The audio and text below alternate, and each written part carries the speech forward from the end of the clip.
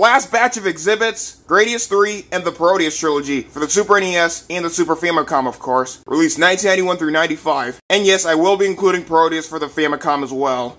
For the SFC imports, I'm converting them via my trusty Game Genie by Galoob.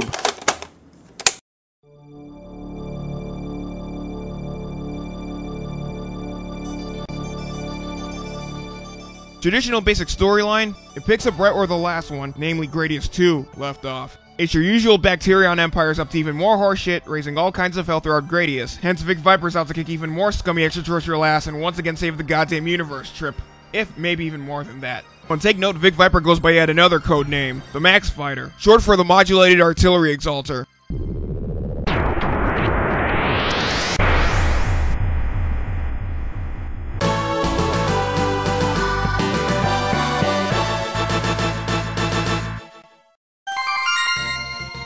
Once more, in terms of gameplay, it's the constant routine, if in some way varied, procedure as the earlier installments, except the four main power meters have been altered a notch or two, hence the currently displayed elements. What's even more intriguing, you can also customize your own power meter with a wider and more diverse assortment of benefits.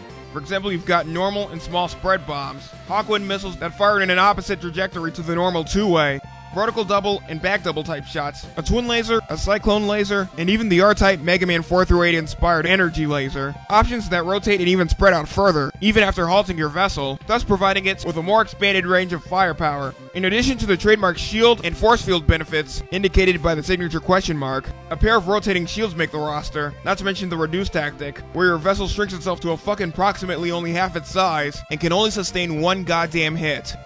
Adding to the slightly improved power meter is the rank reduction / reversal initiative, indicated by an exclamation point, in which your ship is stripped of your benefits in terms of your speed and weapon enhancements. There are other alternatives, however, to those forfeitures in comparison to the original arcade incarnation. For instance, you've got your full barrier, in which your ship restores its force field at any time, following at least one enemy and or projectile hit, or a slight landscape collision. But be forewarned that it must be performed before the force field dies out completely, and even your extra life options, in which your spare extra life vessels can be converted into option orbs at any time. So in true Shinobi fashion, that's one tactic I strongly suggest using at my own risk if I were you.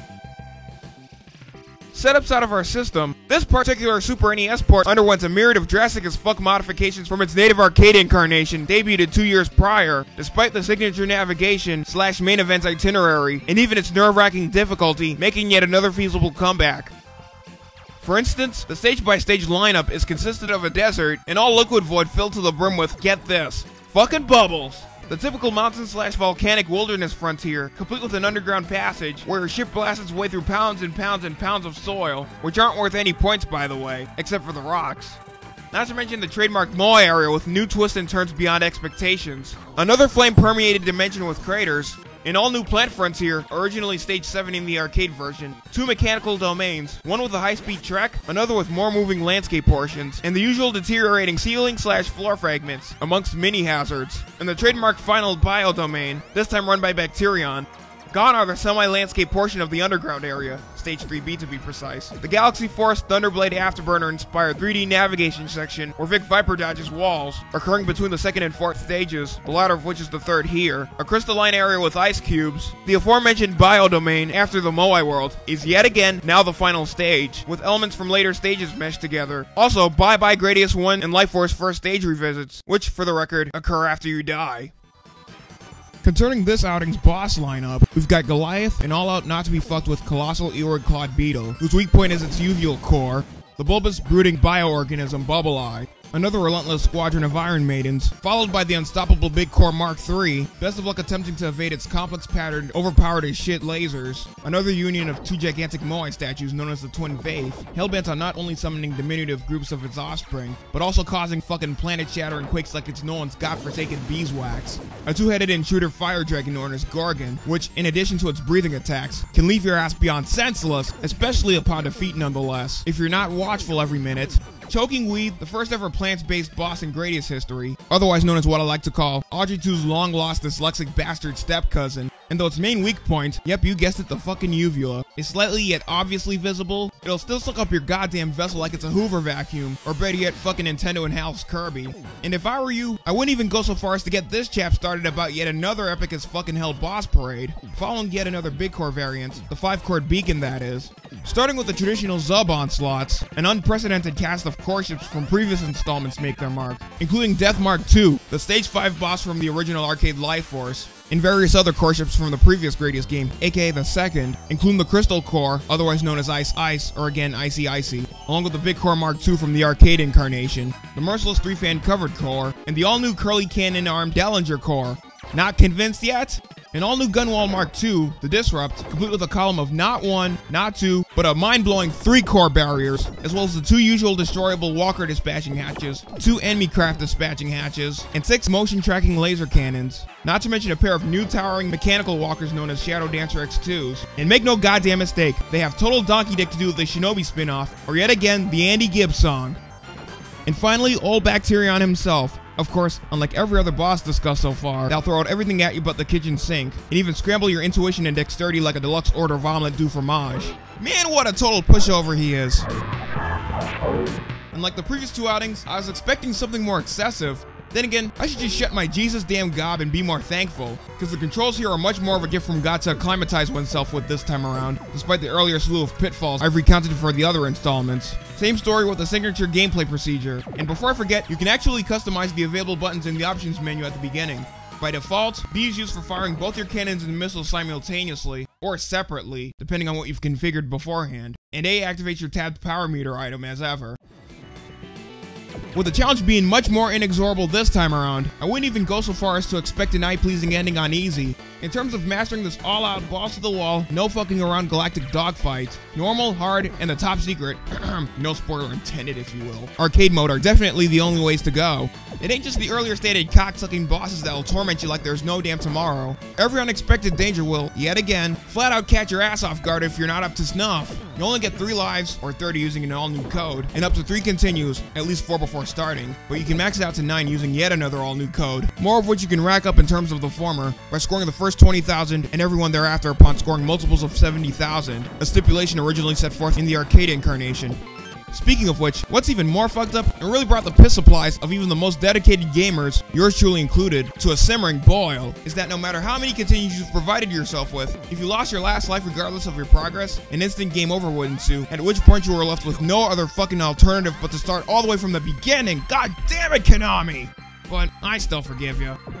As expected, the graphics are arcade perfect and light years ahead of its predecessors. Once again, no pun intended. Konami really went the extra mile, like they always do, in delivering the most brilliant looking background and foreground elements, and even enemy designs and boss incarnations, despite both the customary, distracting yet beneficial slowdown, and the removal of various enemies from its original arcade incarnation, especially for a 16-bit launch title from '91. Yes, the same year as Pilot Wings, Super R-Type, ActRaiser, Final Fantasy II AK4, Super Castlevania 4, EDF, Darius Twin, UN Squadron, the infamous D-Force, Super Ghouls and Ghost, you get the picture. Bottom line, outstanding presentation is fucking outstanding.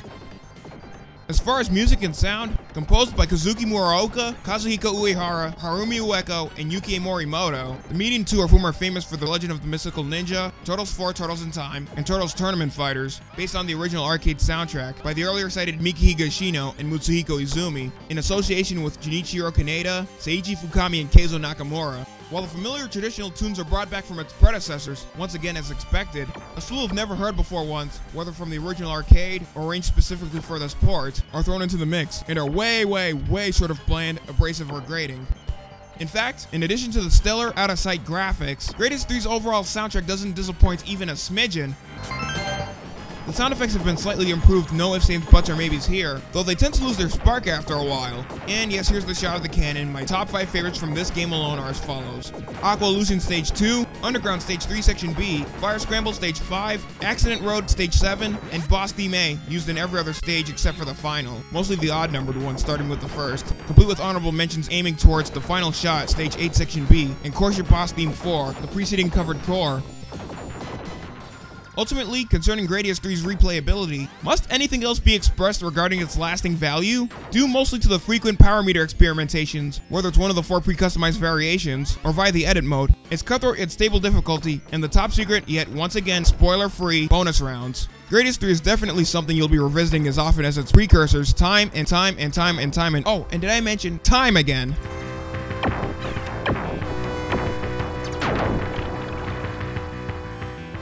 Call me insane if you must, But I'm more than inclined to agree with what both Kurt Collada from HardcoreGaming101.net and Derek Buck from CGR Undertow pointed out about this particular spin-off series. Most times, as well regarded as an original classic series can be, they happen to take themselves too goddamn seriously. At the peak of Gradius' popularity, a zany slapstick tongue-in-cheek take on its overall concept had to pop out of the blue sometime or another, which it did, and to be precise, it flooded into fruition the same year as the earlier mentioned second Gradius game, the original arcade, and its Famicom port riding its coattails, and the third MSX Nemesis outing, the Eve of Destruction, otherwise known as Gopher's Ambition 2.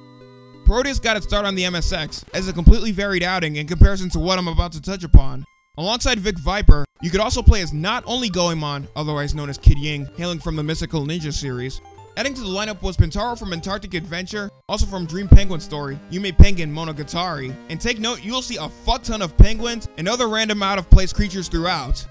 Populon, a Greek knight, hailing from Majo Densetsu, aka Nightmare with a K at the beginning, 1 and 2, the latter of which is also known as Maze of Gallius, respectively. And of course, this franchise's main mascot, Taco, otherwise known as the Octopus. Although this particular incarnation isn't the main focus of the soon-to-be-developed diatribe, it possesses that same multitude of unique slapstick elements for the later installments yet to come, mixed with the core Gradius gameplay mechanics, hence the aforestated title.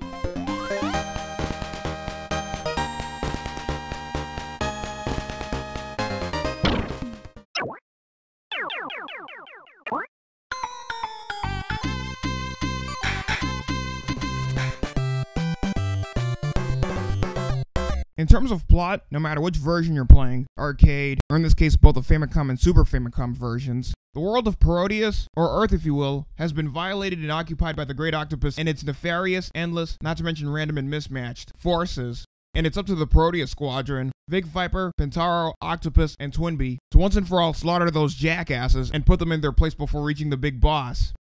As mentioned before, the gameplay needs no damn introduction here, and neither does the challenge, which I'll get to momentarily. Upon starting, the traditional power meter variations apply, as reincarnated by the 4 preceding characters, inspired by Gradius, Gradius 3, Life Force aka Salamander, and Twinbee respectively. You can even pick between the auto and manual settings for your tabbed power meter system. Specifically and singularly, having a power meter select any item upon obtaining a red capsule, or going back to the usual Gradius style, select any item at will depending on how many capsules you've racked up procedure, which would eventually become the mainstay for its later follow-ups.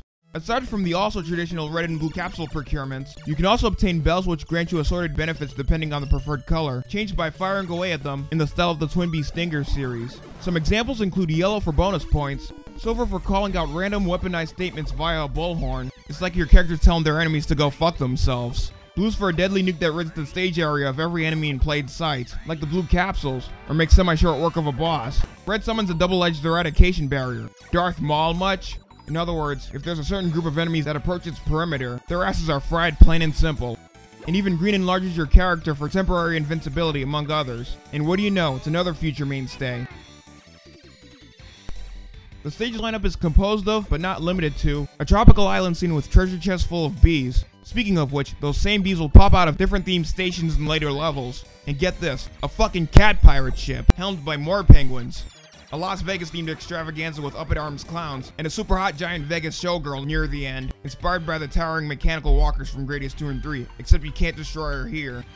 A massive dessert maze in a factory, chocked full of candy pieces, living pumpkins, and cups of silver that summon deadly golden coins, and definitely not the ones from Super Mario Land 2, oh fuck no.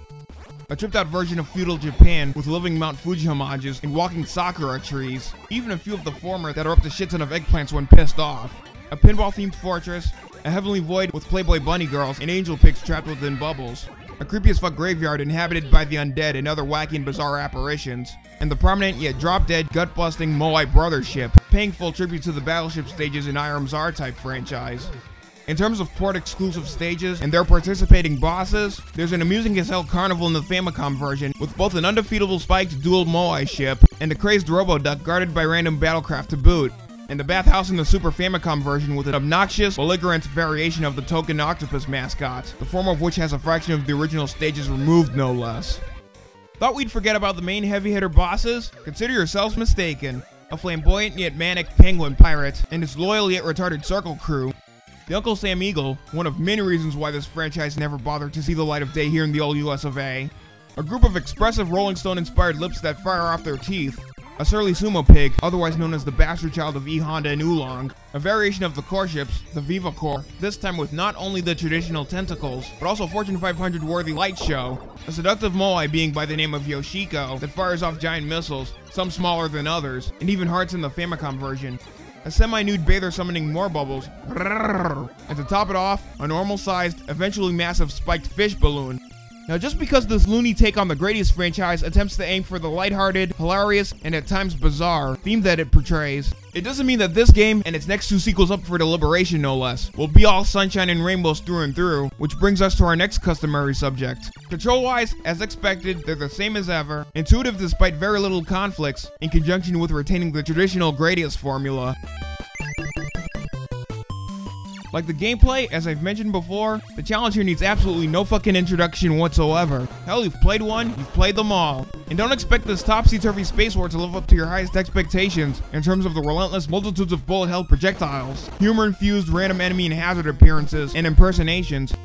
Cause your ass will be flat out annihilated quicker than John Big Lute from The Adventures of Buckaroo Banzai across the 8th dimension, King Brieger from Gargoyle's Quest, Roger Lattimore from Revenge of the Nerds 2 Nerds in Paradise, and the two-headed Aborsis beast from Willow combined. Despite this, you're able to start off with any amount between 1 to 9 lives and infinite continues. Thank both God and of course Konami for those stipulations. Graphically, in comparison to the semi-dark overtones of the original Gradius installments, the visuals are portrayed as lively, with the most vivid, and sometimes out of place in full honesty, designs ever witnessed, in terms of the random selections of animals and outlandish beings impersonating the signature Gradius enemies and hazards, and the stage-by-stage backgrounds accompanying them. And yes, the typical slowdown and flickering applies in both ports. Also, notice how the Vegas Showgirl's outfit has been altered in the Famicom version.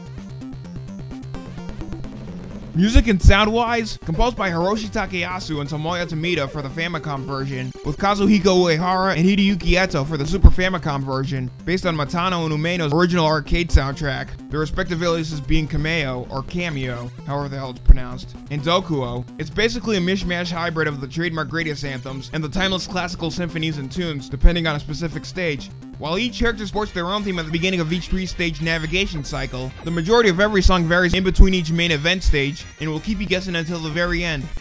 If I had to pick my top 5 from this game alone, here they are, shot of the cannon.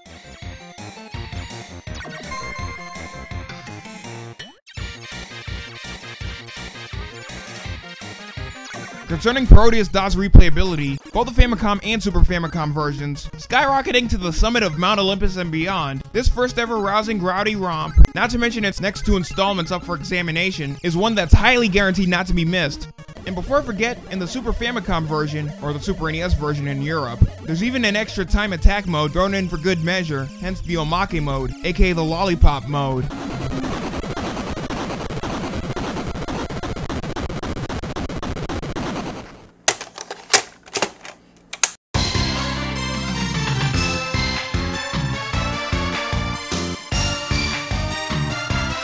Jikkyou Oshaberi Parodius.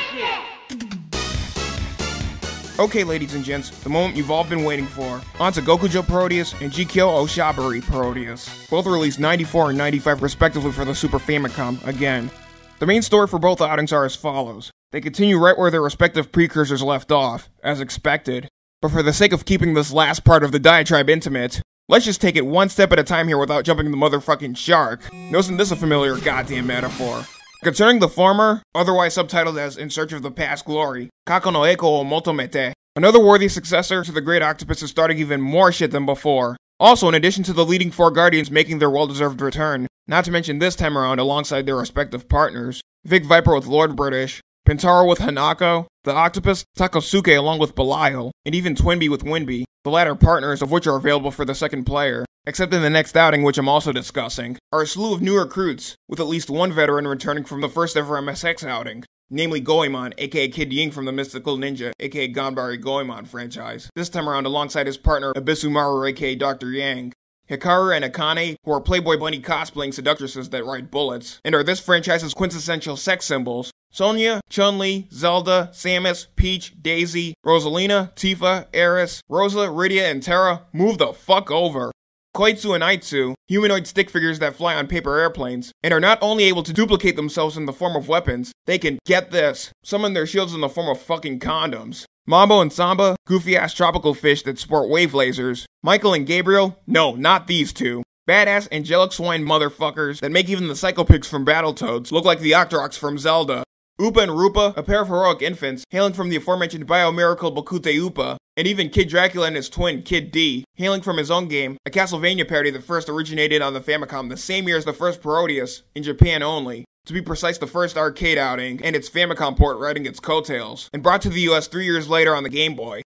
Now as for the latter mentioned title, another catastrophic as fuck intergalactic war, just like the last one obviously, breaks out in the form of new unexpected adversaries. While almost everyone else returns, with some exceptions, the most notable of them all being Takohiko, the son of the previous octopus hero Takosuke, replacing his dad as he joins Belial. Other replacements include Soitsu and Doitsu, in place of the earlier mentioned Koitsu and Aitsu, and even two mega hot fairies sporting weaponized fruits, known as Memem and Su, in place of Hikaru and Akane, who also reappear here as bosses, complete with another batch of new recruits including Mike and Ran, not to be confused with the living tank from Those Who Hunt Elves, concerning the former, two adorable as hell kittens that sport weaponized yarn balls, in the style of Irem's R-Type Leo, and to say the absolute least, friends of both Twinbee and Winbee. And take note, this particular installment is a console exclusive, unlike the previous two, with its enhanced PS1 and Saturn ports riding its coattails, otherwise subtitled as Forever With Me. Consider this my final reiteration in terms of gameplay. There's no introduction required for both installments. It's the core customary routine as their predecessor, you know, picking out your power meter in the form of your desired ship and or character. Its mode of operation, auto or manual. Hell, even the same action and power-up elements are recycled from that very same previous outing, so refer back whenever possible. In other words, cut and paste, ladies and gents. Also, some characters don't even need options, hence their alternate firepower enhancement tactic, Grade Up. And if I were you, I'd take note of the currently displayed exceptions listed here. Almost like the previous outing, however, you can actually experiment with either having your vessel and or character respawn after losing your last life, in the style of Life Force aka Salamander, or better yet, take its biohazard battle, or start back from a specific nearby checkpoint, hence the revival setting, on or off respectively, available in the options screen for both installments. For the latter installment, again, hence its title, Jikkyou Oshaberi, you're also able to experiment with having live voiceover commentary by a crazed old Japanese fanatic, no less, heard throughout the game, or not, hence the chatting, or Oshaberi setting. Seriously, who the hell is he supposed to be? Beat Takeshi's long-lost step-cousin after doing 30 lines of ice in a row? Not to mention downing 80 billion gallons of fucking Jägermeister? What's even a huge plus, there's even hidden fairies discovered within certain stage areas, which I suggest firing away at for the sake of experimentation. And should you find and save the majority of them, an unlockable, no spoiler intended top secret bonus is bestowed upon you at the end. Onto the stage itinerary and boss lineup for Gokujou Parodius. Concerning the former, we've got another carnival scene, complete with toy claws, destroyable dolls, and even penguin construction crews. The usual coastal area, featuring the return of that honest-to-God cat pirate ship, reincarnated this time around as a submarine, with fitting swimming goggles, no fucking less. And even the endlessly delectable dessert maze make another return. A high-speed expressway with massive squadrons of chickens and mini deer, or mini bulls if you will, and even hazards in the form of street signs and components, boulders, and literally goddamn giants exclamation points. A galactic space void, filled to the fucking brim with a variety of Zob-like spacecraft that appear in patterns that are as random as both the goddamn lottery, and even the required order of the 6 Governor medallions at the end of Victorkai's Clash of Demon Head, and even chibi-fied versions of every motherfucking core ship from throughout the Gradius universe. Another take on feudal Japan, this time inhabited by rabbits and other oddball animals. And how can this outing be complete with not only their participating bosses, which as always I'll get to in a jiffy, but also another unexpected return of that goddamn Moai battleship, which for the record occurs at random depending on your progress, in terms of whether or not you've obliterated any bosses within a given time period. The boss lineup, namely the latter feature of this game and its next outing, includes, but certainly not limited to, a demented dainty ballerina panda with a platypus atop her noggin for a weak point that summons weaker creatures throughout. A pretentious yet mega hot mermaid with the goofiest balls bubble spewing toy fish atop her cranium, namely Eliza and Neil, that attacks via her chortles in the form of both sound and visuals, and a massive crushing waterway via her fin.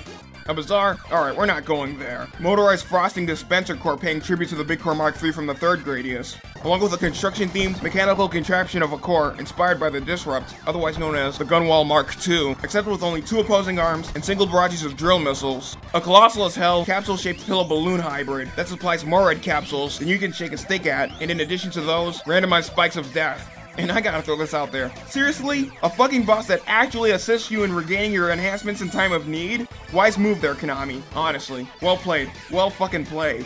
the return of the seductive moe headmistress, Yoshiko, and even a bunny cosplaying geisha model in the form of a goddamn living cardboard cutout to boot. Not to mention the return of that super hot motherfucking giant Vegas showgirl, quadrupled to the max this time around, following a barrage of the trademark deteriorating floor and ceiling fragments in the final club stage.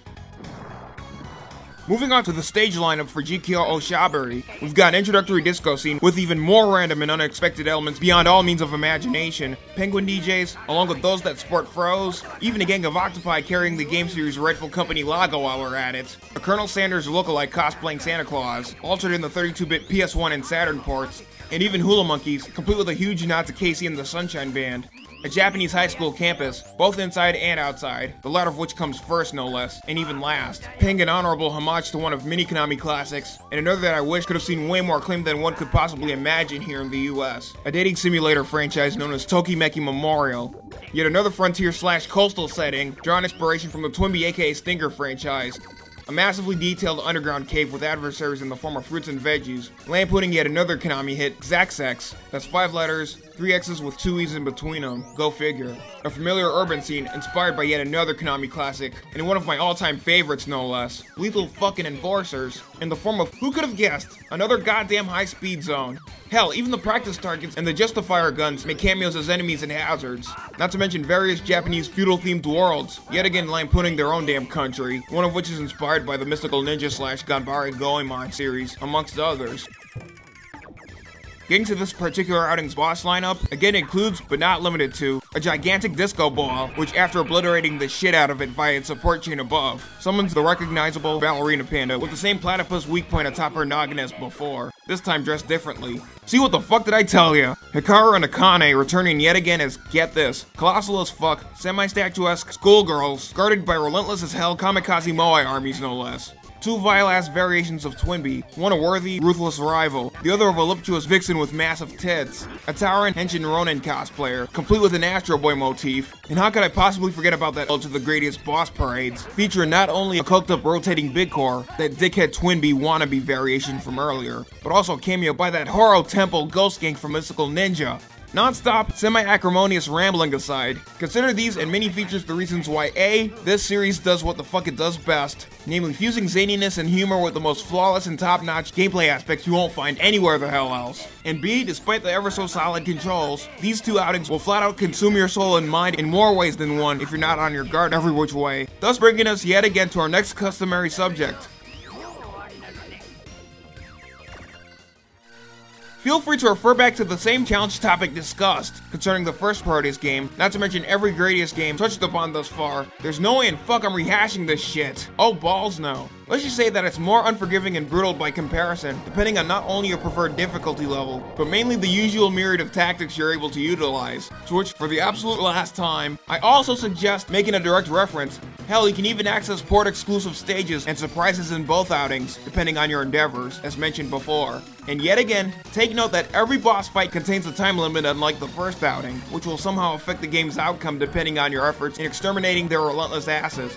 For both outings, you're able to start off with 1 to 9 lives and a finite yet suitable continue count, 8 upon starting in the former case, if possibly in both outings.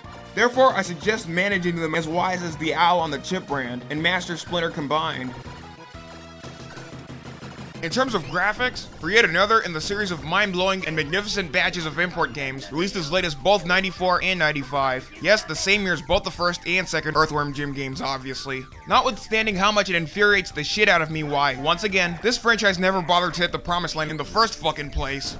Konami once again proved themselves in terms of not only upping the ante on the game's ever so brilliant visuals, but also its underlying levels of absurdity in terms of the myriad of various enemy appearances, not to mention character and franchise cameos, putting even various other cute-em-ups within its realm from the very same era, if before it, to absolute shame, including Sega's Fantasy Zone, JVC's KO Flying Squadron, Hudson and Red Entertainment's Air Zonk and Star Parodier, Sunsoft and Success's Panorama Cotton series, and the like. Both Gokujou and Jikkyou Oshaberi are still a sight for sore as fuck eyes, even after God knows how long, and there's no way in hell anyone would ever be turned off by such captivating yet contingent presentations, or no reason why for that matter, God forbid. Music and sound-wise, composed and arranged for Gokujou Parodius by Hideto Inoue, otherwise known as Kuropi Inoue, and Nobuyuki Akena, based on its original arcade soundtrack by Kazuhiro Seno, Seiichi Fukami, and Satoko Minami, or Miyawaki if you will, aka Satoru Seno, Prophet Fukami, and Muchi Muchi Purin, respectively, the latter of YY World 2 fame, in association with Motoaki Furukawa and Maron Nagatsuki, and for Jikkyou Oshaberi Parodius, Kazuhiko Uehara, Masanari Iwata of Castlevania Dracula X fame, Tomoya Tomita, Psycho Miki of Pop and Twinbee Rainbow Bell Adventures, and Mystical Ninja starring Goemon for the N64 fame, and Takahito Uenishi, with the aforementioned Nobuyuki Akena returning from the previous game. Yet again, not to sound like a fucking broken record, but the same hybrid of randomized classical symphonies, nursery rhymes, universally known AAA mainstream hits, and even the usual Konami-related anthems are back, with all new tunes, if sometimes recognizable ones, meshed along with them. The sound effects, including the appropriate voice sound bites, don't even disappoint a single solitary goddamn inkling whatsoever. And once again for the latter sequel, you can actually turn off the commentary beforehand. And here are my top 5 faves from both outings. Shout out to the canon as always, as displayed here.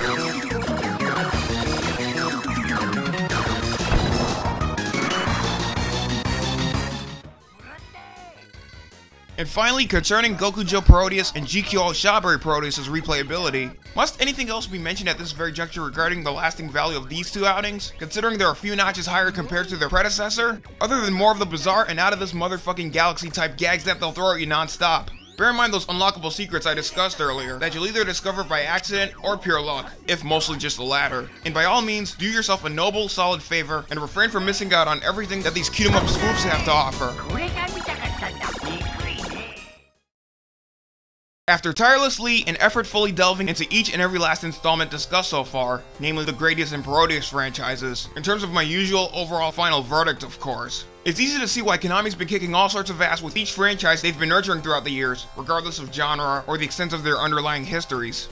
Despite whatever cons I might have addressed, if possibly a smidgen of them or two, they are, in my book, all one magnificent lineup of invigorating shmups not to be passed the hell up, or at the very least, missed out on. Sure, they might not be anywhere within the realm of, say, Irem's R-Type, or Image Fight, Compile Celesti, Musha, Power Strike, Xanac, Gunneck, Space Megaforce, Blazing Lasers, what have us. Technosoft's Thunder Force, Team Shanghai Alice's Toho Project, Naxxonsoft's Psychosis, Rekka, Taxan's Burai Fighter, Capcom's Forgotten World, Sidearms, and even UN Squadron, and various other shmups. But in the case of both Konami's Gradius and Parodius, they're definitely boss and do a hell of a lot more than blow even those titles out of the goddamn Pacific Basin for sure.